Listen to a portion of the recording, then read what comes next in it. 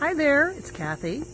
Hope you're doing fabulous today, and it's an amazing evening.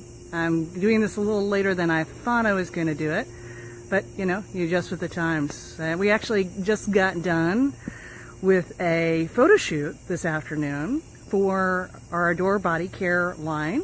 Yes, I'm turning into a mogul. I've got multiple businesses going on here, and with Will and myself, and we're just pulling all sorts of interesting stuff together.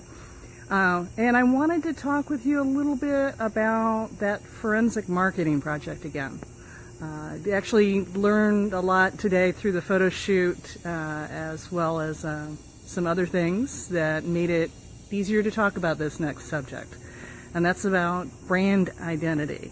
So as you know from the first two parts of this forensic marketing journey, talking with a client, amazing products, amazing content, amazing messaging, amazing video, and we're trying to solve this thing of why is it when people say they're interested in buying the product, and admittedly it's a high-priced product, so there is that kind of delay, but when they say they are immediately ready in the market to buy, or they're interested in buying in the next 3 to 6 months, why does it take years for them to buy? And they just don't quite get that. So, of the 5 things that we found that were standing in the way, one big one, and it happens for everybody, I've dealt with it myself, definitely dealt with it for Adore Body Care and the parent company Essential Luxuries, is brand identity. Having a consistent brand identity so people know who they're dealing with. They want to know you. They want to understand what you're able to offer, how you serve, the information that you're going to be able to provide them so that they can solve a problem or take care of something that they're really excited about. And in this particular case, multiple identities were happening, and admittedly we have dealt with it with Essential Luxuries. That's why we spun off the Adore Body Care line from the company, so they could have consistent branding, consistent packaging, consistent labeling, etc., etc. And these photos, you're going to love them. You're going to absolutely love them.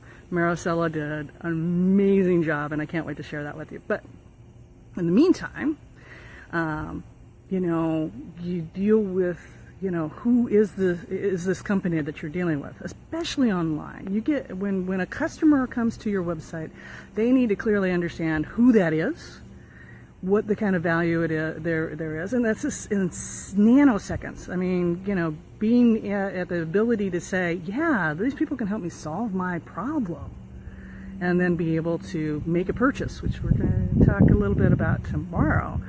But what was standing in the way is they have some fabulous products and video and all that kind of stuff, but it was kind of like this honeysuckle plant. They have a situation in which they wanted to promote a parent company, and then the parent company branding got all over the place. So the company that people were interested in didn't have the company logos, it had the parent company logos. And so it's like, wait, I see the products, but is this a different company? Did I go someplace else? It sort of looks like that. And so you get people confused. Not good. Definitely not good. So the moment you get people confused, they leave. They don't know what to do with it. They got better things to do. They're trying to solve a problem. They get on with it, and they leave your website. So what was happening is very similar to this honeysuckle. This honeysuckle has gone rampant. And now I love honeysuckle. This is not going to get torn down. I tell you, it's going to stay. But if you'll look back in the back, right there, that's a Rose Sharon bush. And it's beautiful. And it's growing fabulously. It's blooming yet again. It's one of my favorite plants out here. Will did a fabulous job with nurturing it, so it does this stuff every time. And that's what I want to see. But the honeysuckle's in the way. And so unless I know that I need to search for the Rose of Sharon, I'm not going to do it. I'm not going to pick the wonderful blooms from it and so forth, because I don't know it's there. And so think of that when you're thinking about your brand identity. Can people clearly understand who they're dealing with, how they're dealing with them, and so it makes it a very smooth journey through your website.